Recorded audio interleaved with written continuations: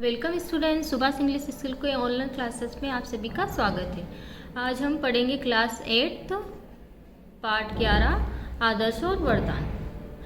आइए सीखें। इसमें सीखेंगे पारस्परिक प्रेम, सहयोग व सहानुभूति के भाव को समझना, प्रतिभा को विकसित होने के अवसर प्रदान करना, तत्सम तद्भव देश से विदेशी शब्दों का ज्ञान।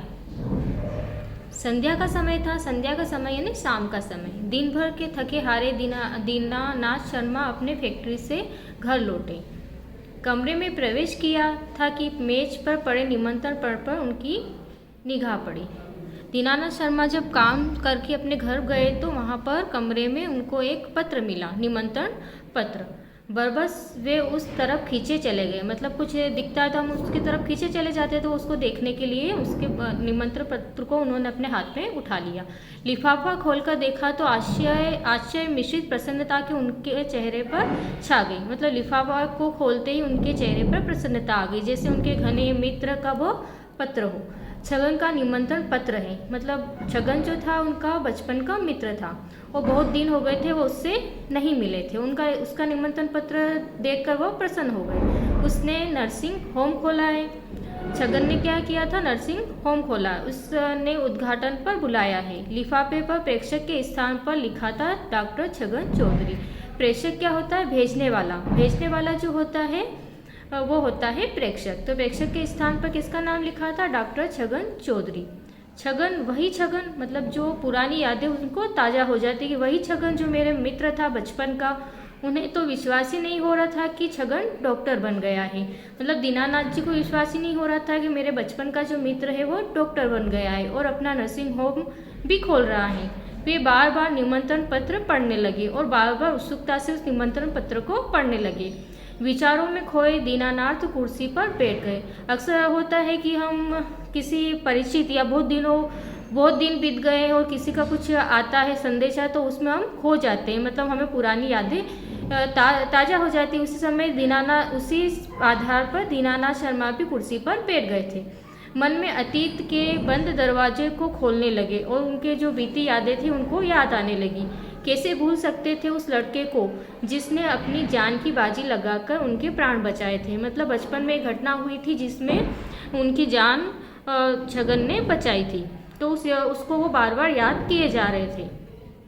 उन्हें याद आया कि वर्षा की पहली फुहारें धरती पर पड़ते ही वातावरण मिट्टी की सोंधी सोंधी महक से भर गया था। बादल छाए हुए थे, वर्षा रुक गई थी, किंतु मटमैला पानी अभी भी गलियों में बह रहा था। मतलब पुरानी बातें सारी याद आ जाती हैं कि गांव में क्या क्या होता है। वर्षा का पानी जब होता है तो मटमैला पानी पूरी गलियों में भर जाता है, तो उनको वो सारी बातें याद आ रही थी। बच्चे पानी में खेल रहे थे, गीली मिट्टी से घरौंदे थाप रहे थे। बच्चे जो रहते हैं वो पानी से खेलते हैं, वो मिट्टी जो गीली हो जाती है उससे घर बनाते हैं, तो उनको सारे वो याद आ रहे थे। दीनू और रानी ने पिताजी से घूमने जाने की जिद की थी। दीनू और रानी दोनों भाई बहन थे। बचपन की बात वो याद कर रहे थे, तो वो बात याद आते आते वो बात याद आ गई कि पिताजी उनको घुमाने के लिए ले जा रहे थे। तो क्या हुआ था फिर? मना करने पर भी जब बच्चे नहीं माने तो शर्मा जी अनमने से बच्चों के साथ ले तालाब की तरफ निकल गए और पिताजी की बात बच्चे नहीं मान रहे थे और वो तालाब के किनारे उनको घुमाने के लिए ले गए। गांव में घूमने की कोई खास जगह नहीं होती है, बस मात्र एक तालाब ही था। तालाब की पाल पर बड़े बड़े वट वृक्ष इसकी पुरातनता की गवाही देते। मतलब तालाब जो था वो बहुत पुराना था और इसकी गवाही कौन दे रहा था? बड़े बड़े जो वृक्ष थे जो बहुत पुराने थे। एक मंदिर भी था, उसके पास ही बड़ा सा चबूतरा बना था। वे वहीं पर बैठ गए। दीनू और रानी बहते पानी में खेलने लगे। अब जो थे दीनू के पिताजी वो तालाब के किनारे बैठ गए और दीनू और रानी जो है वो तालाब में पानी में खेलने लगे। अचानक दीनू का पाँव फिसल गया। इतने में क्या होता है? दीनू का पाँव जो है वो फिसल जाता है और तालाब में गिर गया और दीनू जो है वो तालाब में गिर जाता है। शर्मा जी ने जब उसे देखा तो वो जोर जोर से चिल्लाने लगे। उनके पिताजी शर्मा जी जो है वो दीनू को तालाब में गिरते हुए देखते हैं तो जोर जोर से चिल्लाने लगते हैं मदद के लिए। उनकी आवाज़ सुनकर पास ही बकरियां चराने वाला छगन दौड़ आया उनकी आवाज़ सुनकर पास में ही एक बच्चा जो है वह बकरियां चरा रहा था, उसका नाम क्या था, छगन। वो दौड़कर वहां आ जाता है। उसने दीनू को डूबते देखा तो तुरंत तालाब में छलांग लगा दी। तो उसने दीनू को डूबते हुए देखा तो तुरंत क्या किया कि तालाब में उसने छलांग लगा दी, क्योंकि उसको तैरना आता था। पहले तो वह भी पानी में डूबता सा गया, पर पानी का बहाव जो था वो बहुत तेज था, जिससे वो भी डूबने लगा। परंतु दूसरे ही पल पानी पर तैरता दीनू को खींचते हुए नजर आया। परंतु दूसरे ही पल क्या किया उसने, वो तैराकी में अच्छा था तो दीनू को खींचता हुआ नजर आ रहा था। हाँफता हुआ छगन दीनू के किनारे खींचकर लाया, और वो साहसी लड़का जो था वो दीनू को किनारे खींचकर ले आया। शर्मा जी का तो कलेजा मुंह को आ गया। कलेजा मुंह को आना ने डर जाना, ये एक मुहावरा है ना। तो उसको ये देखकर ये हो गया था कि दीनू अब बचेगा कि नहीं बचेगा। तो शर्मा जी का कलेजा मुंह को आ रहा था। उन्होंने सहारा देखकर दोनों को संभाला। छगन और दीनू दोनों को उन्होंने संभाल लिया। दीनू घबराया हुआ खड़ा था। जब कोई पानी के अंदर चला जाता तो वो घबरा ही जाता, तो दीनू जो है घबरा रहा था। छगन हाँफ रहा था। छगन ने दीनू को बहुत खींच कर लाया था, तो वो थक गया था और हाँफ रहा था। शर्मा जी ने छगन को सीने से लगा लिया। अपने बेटे को बचाने वाले छगन को शर्मा जी ने गले से लगा लिया। आंखों में आंसू भर आए। वे बोले, आज तूने ही दीनू के प्राण बचाए। और शर्मा जी बोलने लगे कि दीनू के प्राण तुमने ही बचाए, नहीं तो ये मर जाता, पानी में बह जाता, नहीं तो अनर्थ हो जाता। छगन ने शिष्टता से कहा, मुझे तैरना आता था, जब भी बकरियां चराने आता हूँ मैं इस तालाब में खूब तैरता हूँ। पर छगन ने शिष्टतापूर्वक उनसे उत्तर दिया कि मेरे को तैरना आता था, इसलिए मैंने इसको बचाया, और जब भी मैं बकरियां चराने आता हूँ इस तालाब में घूमने आता हूँ, तैर लेता हूँ। जैसे ही आपकी छगन शर्मा जी से बोलता है कि मैंने जब चीख सुनी तो मैं अपने आप को रोक नहीं पाया। मैंने जब आपकी चीख सुनी तो मैं अपने आप को रोक नहीं पाया और मैं बचाने के लिए आ गया। इसके सभ्य आचरण से शर्मा जी बहुत प्रभावित हुए। उसके जो सभ्य आचरण से उस आचरण था, उसके बोलने का जो तरीका था, उसको देखकर शर्मा जी बहुत प्रभावित हुए। प्यार से सिर पर हाथ फेरते हुए उन्होंने पूछा, तुम पढ़ने भी जाते हो बेटा? वह बोला, जी मैं 8वीं कक्षा में पढ़ता था, फीस नहीं होने से पढ़ाई छोड़ दी। शर्मा जी ने उससे पूछा कि तुम पढ़ने जाते हो? पर वो बोला कि वह 8वीं कक्षा में पढ़ता था, पर उसके पिताजी है जो फीस देने के लायक नहीं थे, मतलब फीस नहीं दे पा रहे थे, इसके कारण उसने स्कूल छोड़ दिया। अब बकरियां चराता हूँ। अब वो बकरियां चरा रहा है। तुम्हारा नाम क्या है और कहाँ रहते हो? शर्मा जी ने पूछा। मेरा नाम छगन है और गांव के बाहर मेरा घर है, संकोच के साथ उसने कहा। अच्छा बेटा, तुम्हारा एहसान मैं कभी नहीं भूलूंगा। उसने शर्मा जी के बेटे दीनू को बचाया था, इसलिए वो कह रहे थे कि मैं तुम्हारे एहसान को नहीं भूलूंगा, भगवान तुम्हारी मदद करेंगे। कहते हुए शर्मा जी ने दीनू को संभाला। दीनू अनहोनी से अब तक भयभीत था, मतलब अभी तक वो उस पानी से डर रहा था। घर पहुंचकर भी शर्मा जी उस घटना को भूल नहीं पा रहे थे। शर्मा जी जो है वो घर पहुंच गए थे और घर पहुंचने पर भी उस घटना को बार बार याद किए जा रहे थे कि ऐसी अनहोनी हो जाती तो क्या होता। बार बार उस सहज सुंदर शिष्ट बालक का चेहरा उनकी आंखों के सामने आ रहा था और बार बार छगन का चेहरा जो है उनकी आंखों के सामने घूम रहा था। उन्होंने छगन की मदद करने का निर्णय किया। उन्होंने छगन की मदद करने का निर्णय किया कि मैं उसको पढ़ाऊंगा, अच्छा इंसान बनाऊंगा। प्रातःकाल था, सुबह हो गई। छगन बाजार जाने को तैयार हो रहा था। बाबा आंगन में खटिया पर बैठे थे, माँ घर के काम में व्यस्त थी। जैसे आप ये चित्र में दे रखा है कि वहाँ काम कर रही है, बाबा खटिया पे बैठे हुए, छगन जो है बाहर जा रहा है। तो ये सारा दृश्य प्रातःकाल का बताया गया है। अचानक शर्मा जी कार उसके घर के सामने रुकी। अचानक ही क्या होता है, शर्मा जी की जो कार है उसके घर के सामने रुक जाती है। किसके घर के सामने? छगन के घर के सामने। छगन को पहचानने में देर नहीं लगी, पर छगन उनको जानता था और वो उनको पहचानने में बिल्कुल भी देर नहीं लगा था। ये तो कल वाले शर्मा जी ही हैं। उसने आगे बढ़कर शर्मा जी के चरण छुए। आप कैसे पधारे? संकुचित हुए छगन बोला। शर्मा जी ने चारों तरफ नजर डाली। घर के हालात समझते देर नहीं लगी। शर्मा जी ने जो है घर को चारों तरफ देखा और घर की जो गरीबी स्थिति थी उसको समझने में शर्मा जी को बिल्कुल भी देर नहीं लगी। वो बोले, चलो आज से तुम भी दीनू के साथ स्कूल में अपनी पढ़ाई करोगे। शर्मा जी ने दीनू जैसा उनका लड़का वैसा छगन को भी समझा और बोला कि तुम भी दीनू के साथ पढ़ाई करने जाओगी, तुम्हारी पढ़ाई का सारा खर्च मैं वहन करूंगा, मतलब मैं उठाऊंगा। छगन की प्रसन्नता का कोई पार नहीं था। अब छगन जो पढ़ना चाहता था, आगे बढ़ना चाहता था, ऐसी बात सुनकर वो बहुत प्रसन्न हो रहा था। अब तो छगन और दीनू पक्के मित्र बन गए थे। छगन और दीनू जो थे वो अच्छे मित्र बन गए थे। शर्मा जी सरकारी दफ्तर के अफसर थे, घर में सभी सुविधाएं थी। दीनू की सेवा में नौकर चाकर लगे रहते थे। कहाँ दीनू और कहाँ गरीब किसान का बेटा छगन। शर्मा जी जो थे वो अच्छे बड़े इंसान थे, नौकर चाकर थे उनके घर में, और तो कहा ही जाता है कि कहाँ दीनू और कहाँ छगन, मतलब छगन जो था वो गरीब का लड़का था।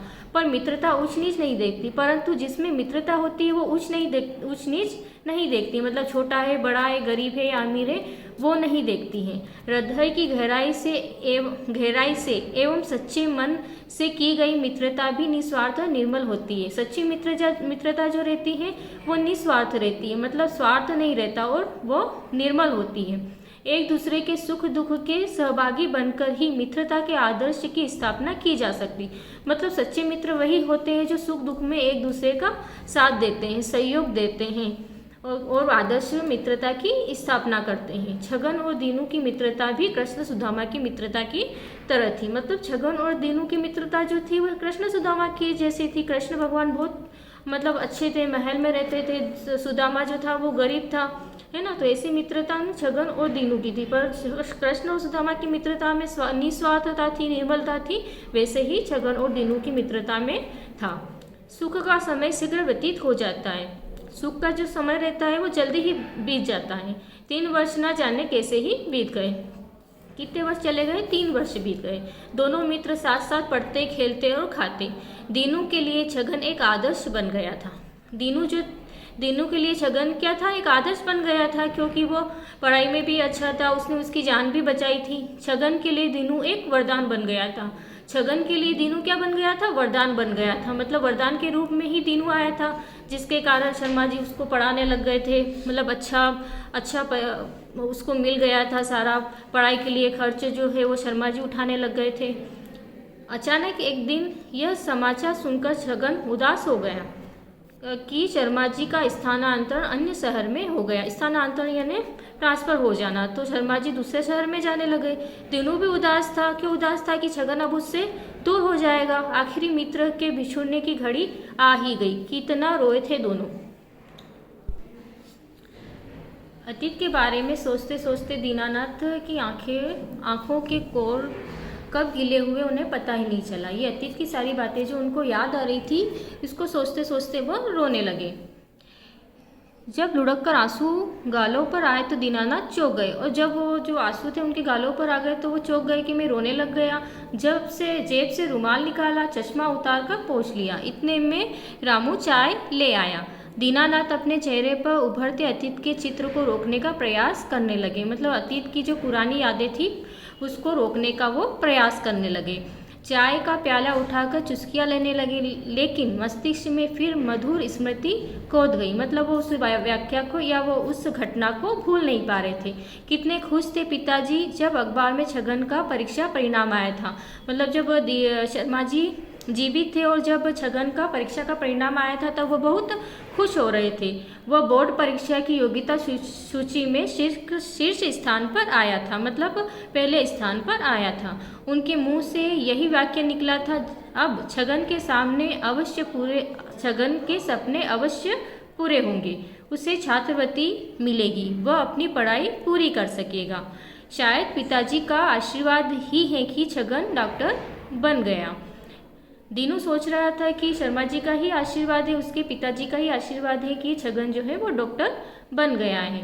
आज छगन इतना समर्थ बन गया है कि उसने रतनगढ़ में नर्सिंग होम खोल लिया है। कितना लंबा समय गुजर गया है छगन से बिछड़े हुए। मतलब दीनानाथ जी सोच रहे थे छगन से बिछड़े हुए बहुत समय बीत गया है। आज अचानक उभरी तस्वीर बार बार मन को उधेलती कर रही थी। दीनानाथ को विचारों में खोए देख उनकी पत्नी मधुमती बोली, क्या बात है, आज आप किस सोच में पड़े हैं? नहीं, ऐसी कोई बात नहीं है, कल हमें रतनगढ़ जाना है। मेरा मित्र डॉक्टर छगन के क्लिनिक का उद्घाटन है। मुस्कुराकर दीनानाथ बोले, देखो ये निमंत्रण पत्र। ये सारी बातें वो अपनी पत्नी से करते हैं। मधुमती ने लिफाफे से निमंत्रण पत्र निकाला, साथ में कागज की चिट्ठी लगी थी, उस पर लिखा था बाबूजी को जरूर लाना। बाबूजी कौन? शर्मा जी, जो जिन्होंने उनकी पढ़ाई का सारा खर्च उठाया था। किसकी पढ़ाई का? छगन की पढ़ाई का। उद्घाटन उनके हाथों से होगा। छगन ने लिखा था कि उद्घाटन जो है उनके हाथों से ही होगा। मधुमती ने पढ़कर चिट्ठी दीनानाथ को दी। उसे पढ़ते ही दीनानाथ सुबक पड़े, काश मतलब आज पिताजी जिंदा होते। और दीनानाथ उसको देखकर सोचने लगे कि काश मेरे पिताजी आज जिंदा होते, वो छगन के क्लिनिक का उद्घाटन करते। दीनानाथ की कार सर पर दौड़े जा रही थी। मन भी तीव्र गति से मिलने की आतुरता में उड़ा जा रहा था। नियत समय पर वे रतनगढ़ पहुंच गए और दूसरे दिन वो रतनगढ़ पहुंच जाते हैं। नर्सिंग होम के पास पांडाल लगा था। नर्सिंग होम जहाँ था वहाँ पर पांडाल लगा हुआ था। अतिथियों का आगमन प्रारंभ हो चुका था। चारों तरफ हंसी खुशी का वातावरण दृष्टिगोचर हो रहा था। दृष्टिगोचर यानी दिख रहा था, सभी खुश थे। दीनानाथ की निगाहें छगन को ढूंढने लगी। दीनानाथ जब वो वहाँ पहुँच गए थे तो छगन को वो ढूंढ रहे थे। छगन तो कब से प्रतीक्षा कर रहा था। कार से उतरते दीनानाथ को देखकर वो स्वागत के लिए आगे बढ़ गया। दीनानाथ एक क्षण तो ठिठके, लेकिन उन्हें छगन को पहचानते देर नहीं लगी। मतलब बहुत दिन बीत गए थे, छगन अलग सा दिखने लग गया था, तो भी दीनानाथ ने छगन को पहचान लिया।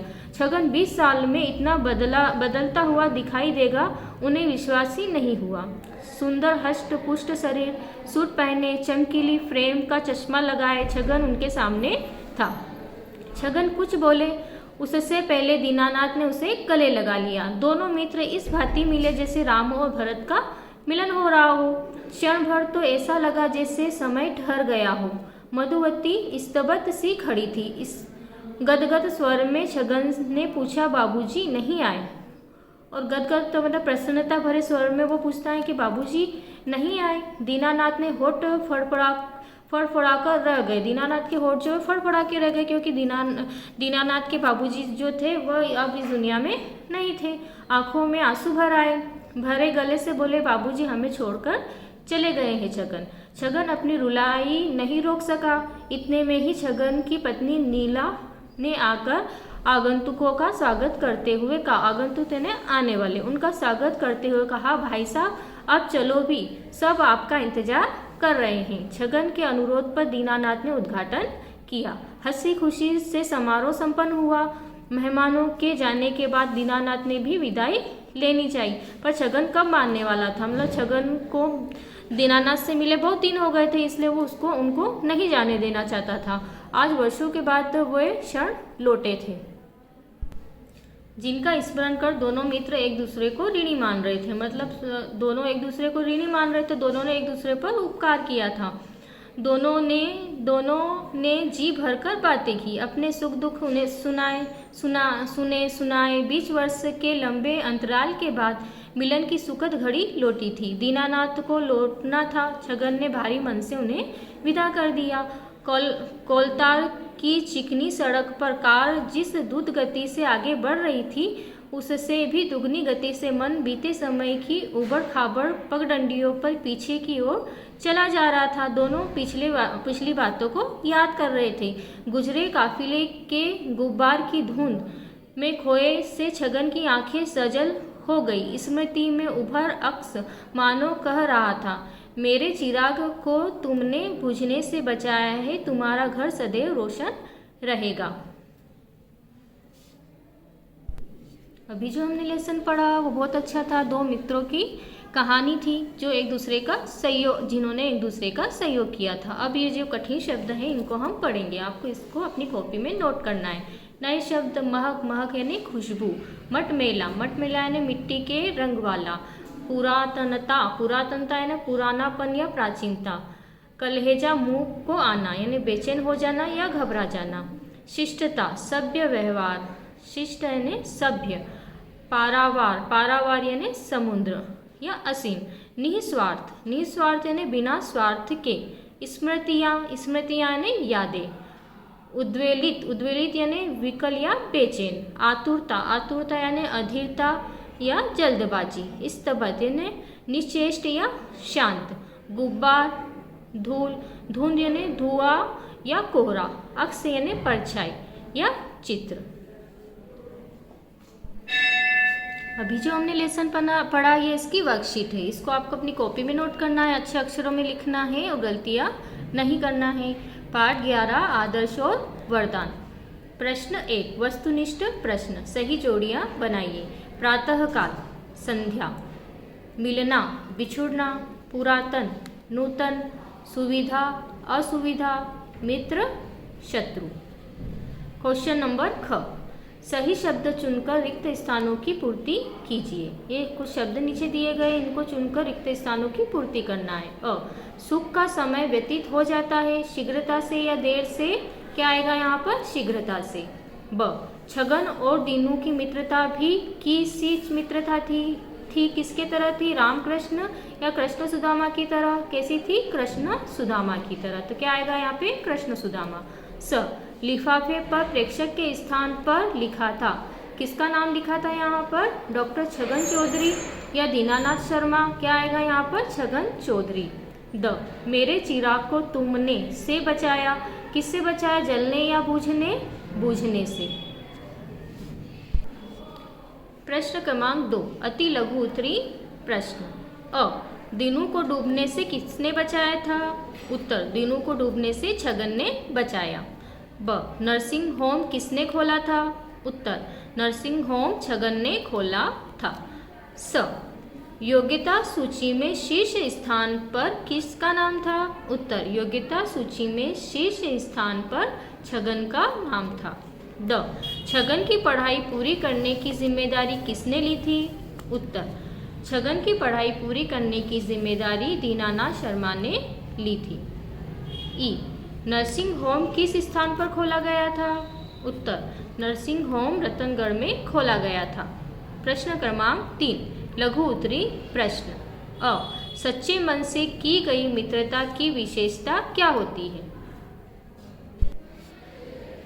उत्तर, सच्चे मन से की गई मित्रता ऊंच नीच नहीं देखती, सच्चे मन से की गई मित्रता निस्वार्थ एवं निर्मल होती है, एक दूसरे के सुख दुख में सहभागी बनकर आदर्श मित्रता की स्थापना करते हैं। ब, छगन के चरित्र की कोई 4 विशेषता बताइए, उत्तर, छगन के चरित्र की 4 विशेषताएं निम्न हैं। पहला है विनम्रता, दूसरा है मेहनती, तीसरा है आत्मीयता और चौथा है कृतज्ञता। स, दीनू और छगन एक दूसरे को ऋणी क्यों मान रहे थे, उत्तर, छगन और दीनू एक दूसरे को ऋणी मान रहे थे, यह इसलिए क्योंकि उन दोनों ने एक दूसरे का सहयोग किया था, वह उस किए गए सहयोग को बार बार याद कर रहे थे और एक दूसरे को ऋणी मान रहे थे। प्रश्न क्रमांक 2 छगन की आर्थिक स्थिति कैसी थी, उत्तर, छगन की आर्थिक स्थिति अच्छी नहीं थी, वह बकरियां चराया करता था। छगन 8वीं कक्षा में पढ़ता था, पर फीस के पैसे नहीं होने पर के कारण उसने स्कूल छोड़ दिया था तथा अपने पिता के कार्यों में हाथ बटाने लगा था। प्रश्न क्रमांक ई, दीनू और छगन की मित्रता की तुलना कृष्ण और सुदामा से क्यों की गई है, उत्तर, दीनू और छगन की मित्रता की तुलना कृष्ण सुदामा से इसलिए की गई क्योंकि कृष्ण सुदामा की तरह उनकी मित्रता में स्वार्थ, अमीरी, गरीबी तथा ऊंच नीच का भेदभाव नहीं था। उनकी मित्रता निस्वार्थ तथा निर्मल थी। अब आता है भाषा की बात। भाषा की बात यानी व्याकरण वाले क्वेश्चन। प्रश्न क्रमांक 1 बोलिए और लिखिए। जैसे ये लिखे हुए हैं वैसे वैसे आपको लिखना है और बोलना भी है। उत्तर, छात्रवृत्ति, निस्वार्थ, स्तबद्ध, आचरण और डॉक्टर। प्रश्न क्रमांक 2 निम्नलिखित शब्दों में स, श, श वर्णों को उचित स्थान पर रखकर अशुद्ध शब्दों को शुद्ध कीजिए। मतलब तीनों शब्द में अंतर होता है। ऐसे ही शब्द यहाँ दे रखे हैं जो अशुद्ध शब्द है, इनको हमें शुद्ध करना है। बरबस, बरबस नहीं होता, बरबस होता है। शिष्टता, शिष्टा नहीं होता, शिष्टता होता है। शीर्ष, शीर्ष ना होके शीर्ष होता है। पुष्टि, पुष्टि ना होके पुष्टि होता है। शासन, शासन ना होकर शासन होता है। रासन, रासन ना होकर राशन होता है। प्रश्न क्रमांक 3, निम्नलिखित शब्दों को वर्णक्रमानुसार लिखिए। मतलब ये शब्द यहाँ दे रखे हैं, इनको हमको वर्णक्रम के अनुसार लिखना है। वर्णक्रम यानी वर्णमाला के अनुसार हमें लिखना है। जैसे अ आ ई आते ना, ऐसे हमें लिखना है। जैसे अंगूर, अंबर, अच्छा, अचानक। अ के बाद फिर आता है आंखें, आचरण, आराम। आराम के बाद ई आता है इधर। ई के बाद छोटी के बाद फिर बड़ी ई आएगा ईश्वर।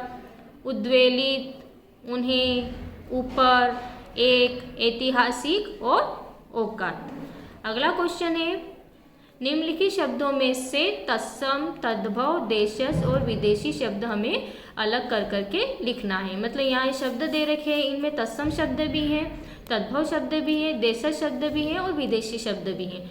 मैंने आप लोगों को पहले पढ़ा ही रखा है। तत्सम शब्द यानी संस्कृत के शब्द जैसे जैसे जो हिंदी में प्रयोग किए जाते हैं। तद्भव शब्द जो संस्कृत का बिगड़ा हुआ रूप जो रहता है वो हिंदी में प्रयोग किए जाते हैं, वो तद्भव रूप होते हैं। देशज शब्द जो हमारे देश के जो शब्द रहते हैं वह देशज शब्द कहलाते हैं, जो हम रेगुलर जो बोलते हैं। और विदेशी शब्द जो बाहर से आए हुए शब्द रहते हैं, जैसे अंग्रेजी है, फारसी है, उर्दू है, ये सब कौन से शब्द हैं? विदेशी शब्द। ये दे रखे हैं, इनको हमें अलग करना है। उत्तर, तत्सम शब्द निमंत्रण, मात्र, वृक्ष, छात्रवृत्ति, स्थानांतरण और तीव्र, ये सारे शब्द क्या है? तत्सम शब्द है। तद्भव शब्द छाह और दरवाजा, ये है तद्भव शब्द। देशज शब्द, देशज शब्द हमारे देश के शब्द जैसे सुबक, पगडंडी या सरपट, ये सारे शब्द क्या है? देशज शब्द। विदेशी शब्द नर्सिंग होम और स्कूल, ये इंग्लिश वाले शब्द हैं, तो ये कौन से शब्द होंगे? विदेशी शब्द। प्रश्न क्रमांक 5, आ उपसर्ग में चरण शब्द जोड़कर बनाते हैं तो क्या बनता है? आचरण, आचरण। इसी प्रकार आ उपसर्ग लगाकर 5 शब्द बनाना है। उपसर्ग शब्द के आगे लगता है। उत्तर, आ उपसर्ग लगाकर 5 शब्द। आ प्लस समान, असमान, आ प्लस आधार, आधार, आ प्लस सान, आसान, आ प्लस हार, आहार, आ प्लस राम, आराम। धन्यवाद।